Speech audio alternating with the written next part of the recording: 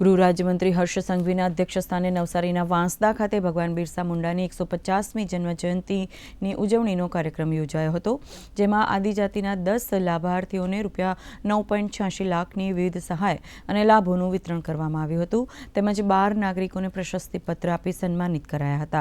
દરમિયાન ગૃહ રાજ્યમંત્રીએ બહેનોને અનુરોધ કર્યો હતો કે સમાજમાં બનતા ગુના, શોષણ કે કોઈ કુપ્રથાને નાથવા जागृत नारी तरीके महिलाओं पुलिस ने साथ आपे। दरमियान आदिजाति बहनों हर्ष संघवी ने राखड़ी पण बांधी थी। गुजरात के विविध क्षेत्र में ये आयोजन में एवं आदिजाति समाज के साथ खास करके उत्साहपूर्वक ये उत्सव में जुड़े हुए हैं। सभी क्षेत्र की अलग अलग योजना के तहत ये क्षेत्र के लोगों को अनेक लाभ दिए गए। आज आदिजाति समाज में बहुत ही खुशी है और खास तौर पे ये उत्सव को लेके समाज में हर गांव में बहुत ही बड़ी तैयारियां की जा रही हैं।